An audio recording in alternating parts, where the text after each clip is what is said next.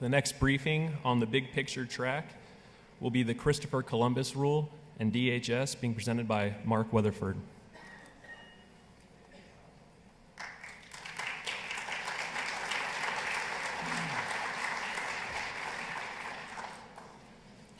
Thank you. Boy, following Bruce Schneier is like the toughest act in the world, but I'm glad we had that little 30-minute break, so maybe your minds have rejuvenated just a little bit. 15 years of Blackhat, that's pretty cool. Just the fact that we're here today, 15 years later, I think is a testament to the staying power and relevance of the security community.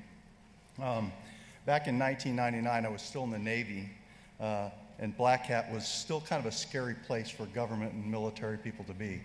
And one of my guys, Sean Murphy, Sean, you're not here, are you?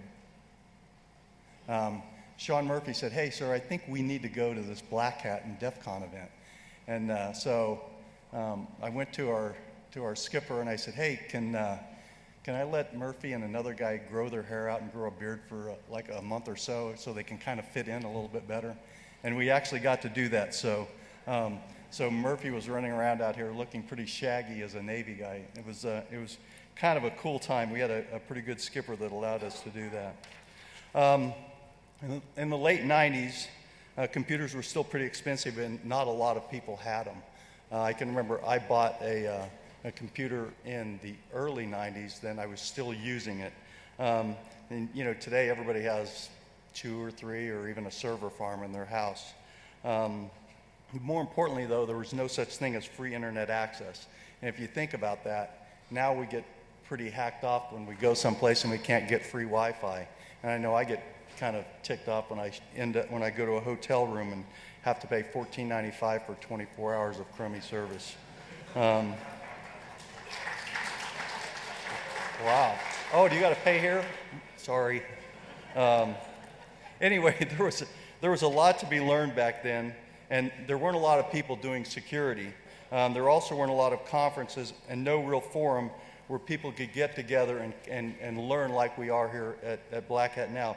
So at Blackhat, you could actually meet people. And in the early days, you could actually meet people that were coming up with the cool hacks and developing the new stuff and build relationships with them and actually learn from the people that were doing it. It was also a place where you could begin to build trust, and the security community exists because of the trust relationships that we have with each other. And you know, most of these relationships, those of you that are actually in the practitioner business, the relationships, those trust relationships are really what make the world go around. A lot of them are very informal. You call up somebody that you know that might have a solution to a problem. Those are the way a lot of problems get fixed now.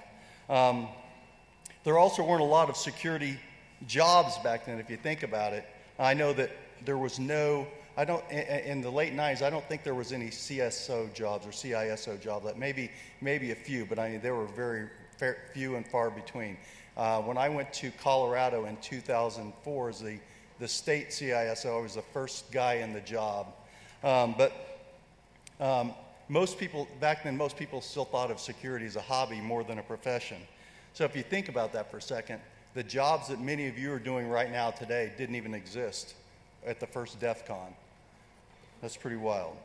Back then, the World Wide Web was pretty new. Mosaic had just come out a couple years early in 1993, and Google wasn't even founded yet. Google was founded in 1998, the year after the first Blackhat. So if you had a problem or a question or you needed help with something, it was a lot harder to find the answer to it back then. Blackhat opened the door for us to meet people that we would never normally get a chance to meet. Think of the people that are in here sitting around you right now. This didn't exist 15 years ago. The collaboration that you're able to do today. You know, meeting with researchers, meeting with government and military technologists, meeting with publishers. You know, these things, these avenues just simply never existed before. Blackhat was the first forum for people to get together and begin collaborating in ways where we could learn from each other, develop new tools, and get better at protecting both our companies and the nation. So, you're probably wondering, what the heck does all this have to do with the Department of Homeland Security and the Christopher Columbus rule. In fact, you're probably wondering, what is the Christopher Columbus rule?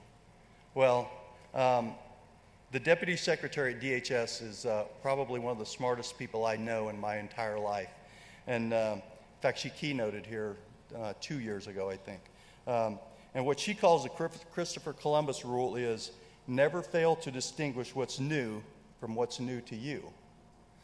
So what I want to talk about today is the perception or conception that you may have about the government and about the Department of Homeland Security, because it's probably not what you think it is.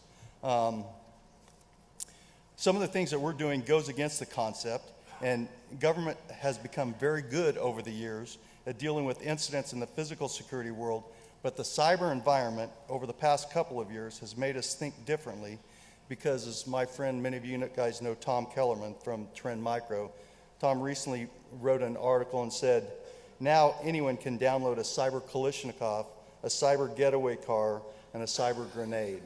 It's a pretty true statement. One thing I want to tell you up front is that I don't think that I'm smarter than you. I don't think the government is smarter than you. And I don't think I understand your business or your company better than you. I have different responsibilities, different information, and I see different kinds of threats and vulnerabilities, but you can say the same thing. Having recently come from the private sector, my eyes have opened a little wider now, and I have different perspectives of the same problem, and occasionally, but I don't want to think that I'm so arrogant as to believe that the government has all the answers, or think that I know how to fix your problems better than you do. The mission of DHS is to ensure a safe, secure, resilient place where the American way of life can thrive. That reminds me of, some of you are old enough to remember the old Superman show that came on every day. It started with truth, justice, and the American way. It always makes me think of that when I see the mission of DHS. But anyway, while government isn't historically known for innovation or thinking outside the box, that's changed a lot over the past couple of years, and technology has caused a lot of that shift. Specifically, I think about the way that we've been driven to approach cybersecurity has caused us to be more flexible in the way we both develop and implement security solutions and services. While we're hiring a lot of people from the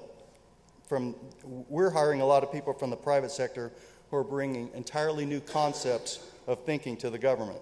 And I've been at DHS for just about 7 months now and been focused on hiring people who have a reputation for thinking outside the box. This has been a little unsettling for some people in the government, but the 21st century is a terrible time to be a control freak in my mind. In fact, when Secretary Napolitano appointed Jeff Moss to the Homeland Security Advisory Council a couple of years ago, I think there were a number of raised eyebrows, especially from this community here at Blackhat. But Jeff is also now co-chairing a DHS task force on cybersecurity workforce issues. And I've never asked Jeff this question specifically, but I'd pretty much guarantee that if anyone asked him or told him 10 years ago that he'd be working so closely with the government, that he probably would have suffocated from laughter. So anyway, I'm here today representing the Department of Homeland Security because I want to tell you about some of the things that we're doing, but more importantly, some of the things that I think we have in common and things I hope that we can hopefully challenge you to think about. So you're all here at Blackhat to learn about new technologies, new techniques, and new opportunities, and no matter what your motivation is, and I know there are a lot of different motivations for being here, whether it's looking for 0 days, writing new apps, or just trying to figure out a better way to run your business, I ultimately think, or at least I hope, that we're all here and we all care about national security. I can't legitimately call myself a hacker any longer, but I've been in this business my entire life. Most of my time in the Navy, I was in the cryptologic community, and security was always part of what we were doing. And I know I have a few old shipmates that are here in the crowd today that were part of the great times back in. The United States is both a cyber power and a cyber target. The critical infrastructure our society depends on every day relies heavily on technology that's also dependent on cybersecurity. Sean Henry talked a lot about that in his keynote yesterday, so I'm not going to go over it a whole lot. but I am going to touch on a few things. Our economic vitality as a nation is dependent on the critical infrastructure systems we need for communications, transportation, electricity, water, and just about everything else. Defending our critical infrastructures that support our businesses and government require innovation and bold thinking, and that's where everyone in this room has the power to get involved. Partnerships, collaboration, and information sharing are essential to cybersecurity. The more partners we have, the better protected and less vulnerable we'll all be. No one company, community, government, agency, or country can succeed alone in today's environment. It's slowly going away, but I still think there's a perception by some that the government is clueless in the cyber arena. And I'm here to tell you that that is not true. Well, there's certainly some government organizations, just like private sector organizations, and some that are more mature than others. We're also pretty technically advanced. We have a lot of really smart people doing some fairly advanced work. And I want to talk a little bit about that now, about some of those things. We have three primary cyber responsibilities at the Department of Homeland Security. We secure the federal civilian agency networks, the .gov environment. We help the private sector primarily in the critical infrastructure arena. And we lead and coordinate the response to cyber incidents of national significance. In 2011, U.S. CERT received over 106,000 incident reports from the government and the private sector. They also issued more than 5,200 alerts and advisories. If you do the math, that's almost 300 incident reports and over 14 alerts and advisories every single day of the year. Our Industrial Control System CERT conducted 78 on-site assessments of control system entities and made recommendations to those companies on how they could improve their cybersecurity posture. The ICS CERT also distributed more than 1,100 copies of our CSET tool and conducted more than 40 industrial control system training sessions, both at our facility in Idaho Falls and the road shows that we took around the country. And has anybody in here been to any of the ICS training? I see a few hands. If you've been to the facility, or if you get an opportunity to go to the facility in Idaho Falls, it is, I've seen different setups around the world and around the country. The facility we have in Idaho Falls is the absolute best training facility in the world, bar none, especially with the around industrial control system. It's absolutely unbelievable. If you ever get a chance to go through the training up there, it's a week long. You will be better for it. The nation will be better for it because you are. We pay particular attention to industrial control systems, and last year we deployed 7 response teams to critical infrastructure organizations at their response and at the request and response to incidents. We also operate the National Cybersecurity Communications Integration Center, or NCIC, which is the nexus of cybersecurity information sharing for both the public and the private sector. Participants in our 24/7 operation include a variety of civilian, federal, and law enforcement organizations. We actually have a watch floor where everyone sits together. So we have members of the financial sector, members of the electricity sector, members of law enforcement, FBI, Secret Service, and a variety of different government organizations all working together. And I can tell you, there's some real magic that happens when you're sitting next to someone from a different organization in a different sector, and you start talking about, well, I've seen this kind of event, or I've seen this kind of vulnerability. There's a lot of interesting interaction that takes place there. To combat cybercrime, we work very closely with the Secret Service, Immigrations and Customs Enforcement, and the FBI and a variety of other law enforcement organizations, both at the federal, state, and local level. So not only do we have a lot of exciting and important work going on with our operations, we participate in some pretty advanced technology research. The Research and Development Department of our Science and Technology Directorate sponsors a number of research projects that have resulted in new technology and continues to drive new initiatives.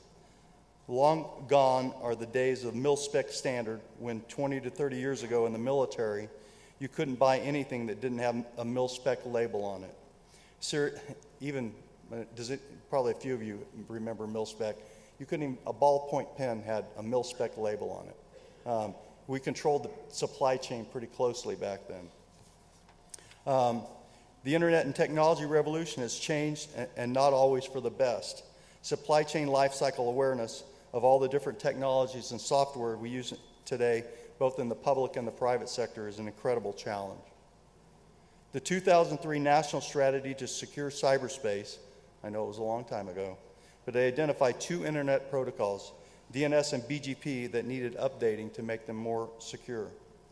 DHS has provided both funding and leadership, and many of you know Dr. Doug Mon, who I think is a national treasure.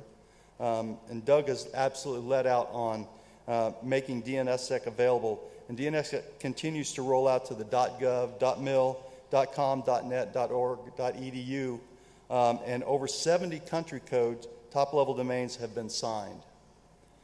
That wouldn't have happened, quite frankly, without Doug Mon's leadership and DHS pushing forward on that, I think. We're also providing funding for the development and employment of BGPSec. Doug is leading that also. And those protocol modifications are currently going through the IETF standards process. I talked to Doug yesterday, and he told me that he's also providing funding for the development of RPKI, or Routing Public Key Infrastructure, which provides signatures on address blocks provided to registers and ISPs. Excuse me. So what else are we doing at DHS? I'm keyed on 3 primary areas that I believe we need to stay focused on to make the nation stronger, and they include building a world-class workforce at DHS and the nation, strengthening partnerships across the government and private sector, and achieving operational excellence within the government. So building a world-class workforce for DHS and the nation. Over the past 20 years, we've had to constantly reinvent ourselves as security professionals because, as you all know, change is the name of the game. The things I worry about today are not the things I was worrying about 12 months ago, and probably not the things I'm going to worry about 12 months from now. Even at DHS, we've had to evolve in the 9 years since the department was formed, from combining almost 24 agencies and departments. And that's been a challenge, as you can well imagine. 4 years ago, there were about 40 people in my organization, and today we have almost 400 doing everything from running the NCIC, US CERT, ICS CERT, to our national cybersecurity training programs and our security awareness campaigns. We have a very broad mission at DHS with respect to cybersecurity for the entire, not only for the government, for the entire nation. Just like you and your jobs, our workload continues to grow, which means we need more and better trained people all the time. Just a quick survey here. This is non-scientific. How many people have all of the well-talented, well-qualified cybersecurity people in your organizations that you would like to have? Usually one person raises their hand. Not one person. Well, as I said, I've been doing this a long time. I've been running large organizations for about 15 years, and I have never had all of the qualified people that I needed either. Some of it is, you're always limited by resources, but also you're limited by the number of qualified people that are even available. So I think we have a problem as a nation, and the problem is that there's just not enough smart people to help protect us, protect our private sector companies or our government. And you are the people that we depend on for national security and the economic vitality of the nation. Identifying, cultivating, and creating the next generation of cybersecurity professionals is critical to our economic viability and the security of our society. That's not an overstatement. I don't think it's hyperbole, and I can't overemphasize how important it is. I was in Mountain View a couple of weeks ago talking with some companies, and met with a couple of startups. Talked with one outfit. They were 4 years old. They'd started with 4 people. They now had 77 people, and that's a great success story in our economy. The problem is they had 55 vacancies that they can't find the right people for, and this is a security company. So they're out recruiting, looking for people, and they simply can't find the quality of people that they need, and that's replicated. I talked to companies across the country, and everyone is having this problem. Obviously evidence, no one raised their hand when I asked if you had all the talent you need. The resource pool for people with cyber expertise is small, and it's too small in my mind, and the current pipeline isn't growing fast enough to meet the nation's needs. Now, I'm talking about really talented people too. You know, oftentimes we advertise for a job and we get dozens and dozens of resumes, but when you dig down and you interview and you ask really hard questions, to be the ninja type, there's just not a lot of them out there. And you know, I'm sure that this audience is full of them, but we need more. They're just not. I'm talking about the kind of people that you hire into your organization, you can build the organization around. I know about a dozen or so of them that I think if I could get all of them in one room, I could rule the world. Scott King, you out there? So I'm not sure we'll ever get to the point where kids identify with wanting to be a geek, but as I go around the country, one of the things I see is, you know, kids don't even realize that they can do this for a living. I met with some high school kids last week, and you know, they were in this afternoon group, and as I was talking, I said, you know, you guys are in demand. When you graduate from high school, you graduate from college, somebody's going to want to hire you. And they had never really grasped it. In fact, I got a couple emails from them over the weekend, and they said, no one's ever told us that before, that we could actually make a living out of doing this. So I think it's pretty cool that, you know, that we're doing this on a lot of fronts, but we're not doing enough of it. And that's where government and industry need to work together on changing the public perception and actually figure out how to make cybersecurity cool. The Department of Homeland Security is taking active measures to cultivate the next generation of cyber professionals, including programs like our partnership with the National Institutes of Standards and Technology in a nationally coordinated effort focused on cybersecurity awareness, education, training, and professional development. The program is called the National Initiative for Cybersecurity Education, or NICE. I wish I would have been around when they were putting that acronym together, because I wouldn't have called it NICE. I mean, what self-respecting hacker wants to belong to a group called NICE? I would have named it bad or mean or ugly or something, I don't know. We also have a partnership with the National Security Agency for the National Centers for Academic Excellence, which help by promoting higher education and producing graduates with cybersecurity expertise at 145 universities and colleges across the country. Our partnership with the National Science Foundation on the Scholarship for Service program, or SFS. Anybody in here been part of SFS? 1, 2, awesome, awesome. I think this is a great program.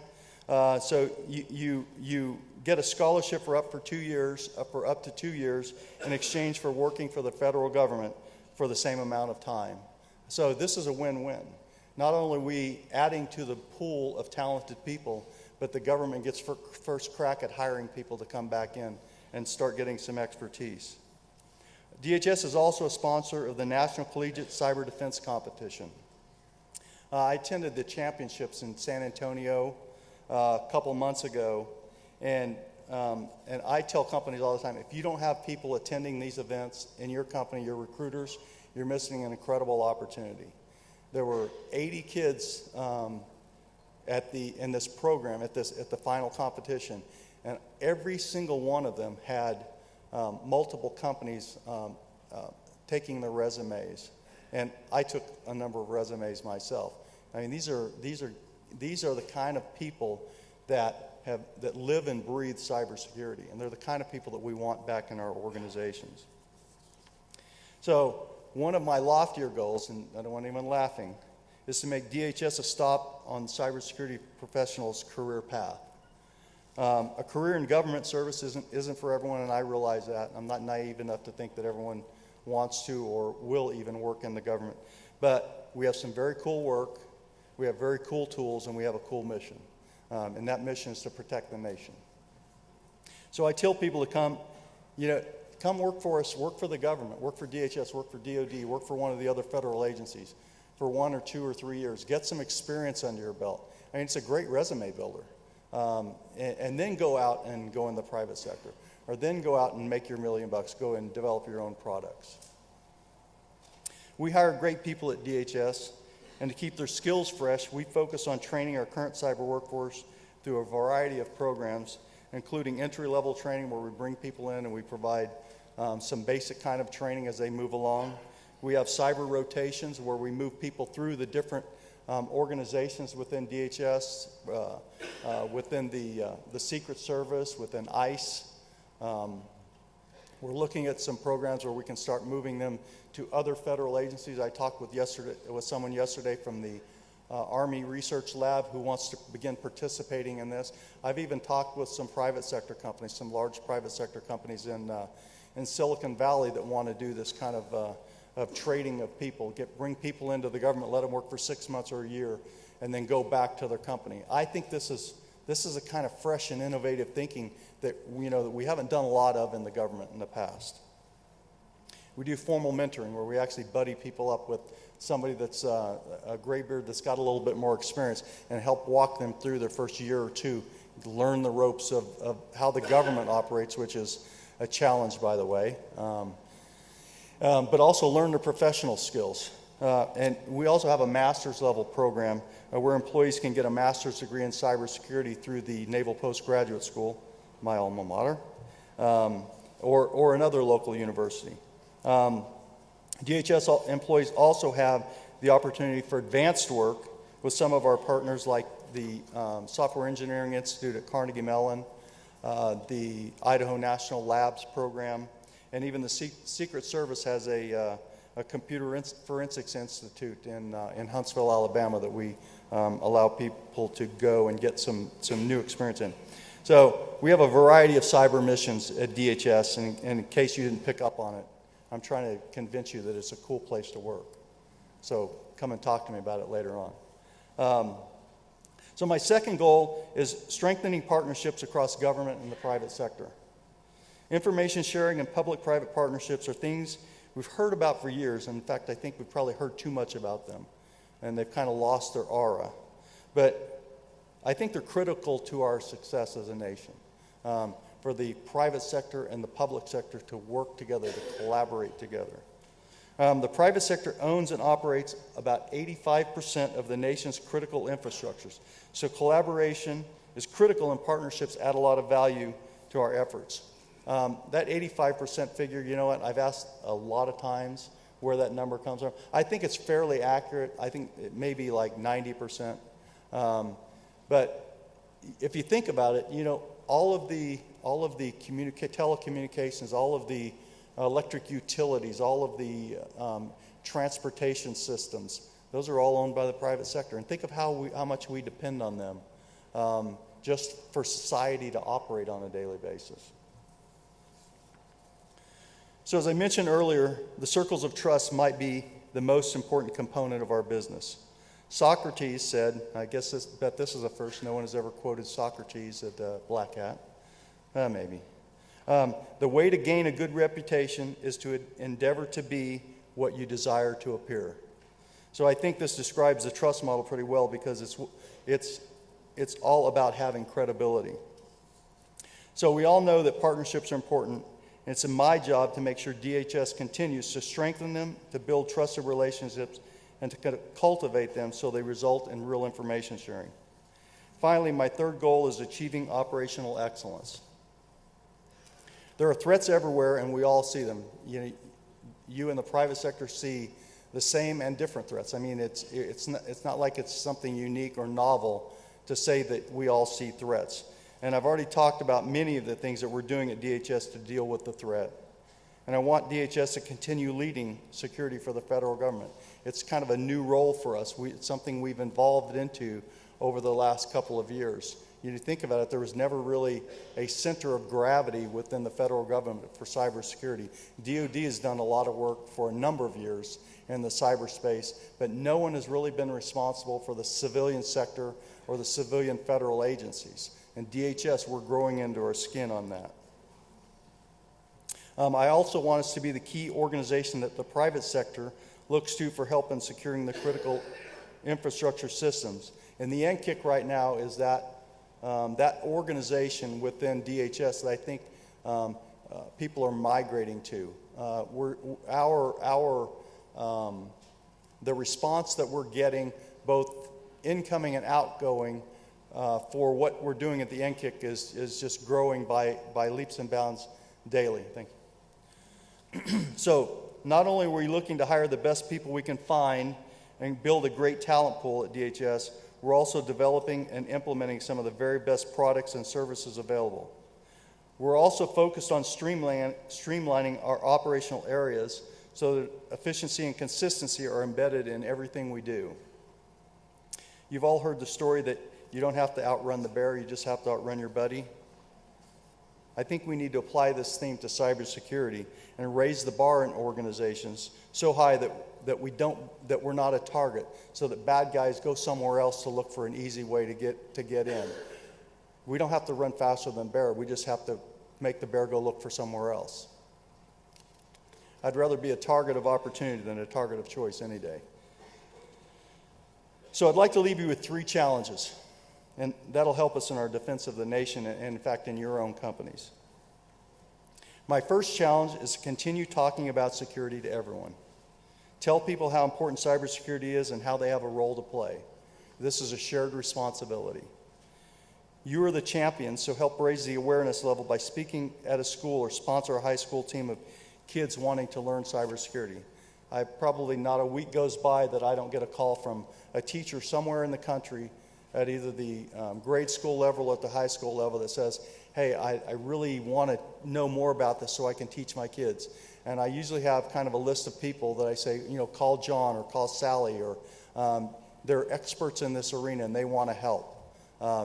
I propose that to you, that you take that up as a challenge. I was at Cal Poly Pomona last week. They held a cyber camp. It's a competition where people compete to get into the camp. You normally have 30 to 40 openings for the program. They had 37 people in it.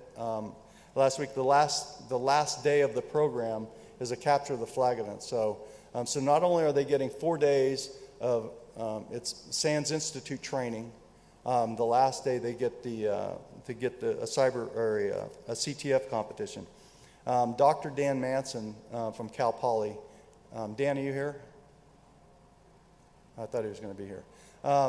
He is running, and Dan is just one of many, but he is running an incredible program at Cal Poly Pomona for cybersecurity. I mean, he is turning out the kind of people out of his program there. I don't know if you're familiar with what a polytechnic university is. They learn by doing.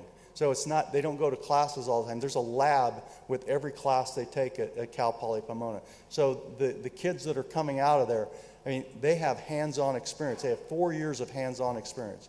They're really, really bright people. And these are the kind of programs that I encourage companies to support. If you think about it, you're the ultimate beneficiaries of it. As people that come out, these are the people that you want to hire in your organizations. The better prepared they are, the better off you are. I met a high school teacher last week, Yenny Yee. She was at Franklin High School, and she said, I need help. One of her students 2 years ago said, hey, I want to start this program. And so she did, but she doesn't know anything about security, doesn't know anything about technology. But what she did is she facilitated an area where some kids that that weren't involved in other things could get together. And I talked with 3 of these guys, and I'm not kidding you. It was heartwarming to see what they were doing, and just to see that they were actually learning something. They wanted to contribute and give something back to the community. So the second challenge is to do whatever you can to make security less complicated and confusing for the average consumer. How many times have we heard that complexity is the enemy of good security? We need to continue getting better about building security in so there's less for the consumer to worry about. Scott Charney from Microsoft tells a funny story. He's got a 4-year-old son and an 80-year-old mother. And he said they both have the same problem. His 4-year-old son, he'll be on the computer and a pop-up will come up to do something, and his son just clicks right through it because he can't read. his 80-year-old mother, who, by the way, has a PhD, she'll be on the computer and a pop-up comes up, and she clicks right through it. She can read it, she just doesn't know what it means. So we have this problem. You know, we make things too hard for the consumer, for the average consumer. I talk to my father every weekend. So when I see his phone number come up on my cell phone, I know it's Dad, and you know we're going to have a little chat. If it's on Saturday and Sunday. If I get a call any other day of the week, usually on a Tuesday or a Wednesday night, I know that there's some kind of a computer problem, or there's some kind of, he's going to ask me something that I'm going to try to have troubleshoot over 3,000 miles away. And he's not really good at explaining this stuff. We have to make it easier for the consumer to deal with this.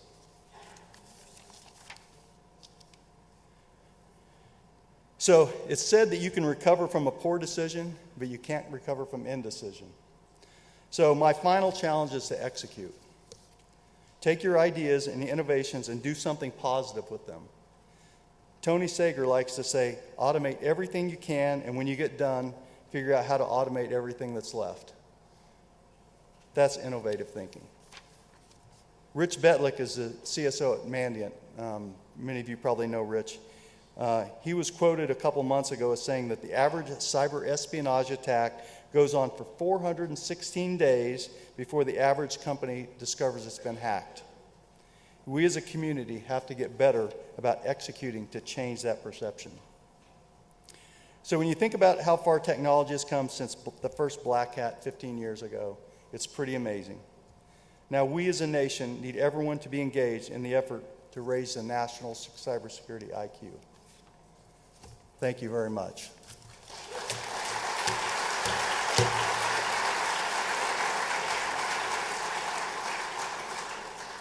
Am I going to take some questions? I have a couple minutes for questions if anybody has anything. You're going to have to speak really loud because I have really bad hearing. Yeah, go ahead. So what kind of security engineering is pretty broad, right? Cybersecurity is pretty broad, right? There's security engineers, there's network defenders, there's assessors, there's malware analysis. So can you break down a little bit what kind of, I know you're looking for all, but a little bit more on the details. So that's actually a really good question, and asking someone in the federal government to answer that is almost impossible. But I do have good news. That is one of the things that Jeff Moss and the task force is looking at, is how do we actually define different job descriptions that are a little bit more consistent. So you understand this. You obviously understand, when you say, I'm looking for somebody with cybersecurity expertise, do I want somebody that can analyze malware? Do I want somebody that can manage a firewall? Do I want somebody that can write router ACLs? I mean, it's all over the map. I agree with you. I mean, and you have the traditional, I want a network engineer, I want a sysadmin, I want a firewall guy. I don't think there's any consistency right now. But I know, and this is a terrible way to answer your question, I know it when I see it. When I'm talking to somebody and I can ask a couple of questions, I know immediately whether they're BSing or whether they actually have the knowledge. I have a Yes, question. sir. I'm sorry. Hang on, right here first. You didn't mention your biggest workforce, and that's the Coast Guard. That's the biggest agency you got there. So what's your plans? What's your plans for utilizing that? We haven't seen anything come down. His question is, I didn't mention the Coast Guard, and I apologize. The Coast Guard is and you're absolutely right, a huge part of what we do at the Department of Homeland Security. And they have incredible cybersecurity expertise there. And we actually, I meet with the Admiral and the Captain, Admiral Day on a weekly basis. And we're looking at how we can do some of that hostage swapping there within the Coast Guard too, where we can shift people in and out. Coast Guard has some great forensics talent, and we're bringing that into the broader DHS pool of expertise. So I haven't forgotten about my Coast Guard pals, really, even though I was in the Navy. But I got, that's it. Thank you. Sorry. One more. I got one more. Sorry, sir. Hi, back here. Ah, there you Thanks go. very much. A quick question. As I've been told that for a civilian to get a sort of federal... I'm sorry, I cannot understand what I'm you're sorry. saying. I've been told that for a civilian to get a federal job with cybersecurity, he would have to be sponsored by local law enforcement or another sort of smaller agency. Is that going to continue to be the case? Because it seems like that would be a big impediment. I can't understand what he's saying. Can you understand what he's saying? Do what? Does it really sound that bad? So, Okay. I'm sorry. Can you hear me okay? I have really bad hearing, and Okay. the microphone's bad. But what you're saying is you got to get hired by local law enforcement before you can get hired by big law enforcement? That's my understanding, yes. Okay, well, that's not true. Okay. So, I mean, you can go out to usajobs.com right now, and you'll see the list of jobs that are open at the Department of Homeland Security, and in fact, across the federal government. And there's certainly, I mean, like a lot of places, there are criteria, you know, that you have to meet certain qualifications. But at least as far as I know, you don't have to have, like, you know, minor league experience before you can jump to the major league. Okay, You just have to have experience. Thank you. Okay, thank you. Thank you very much.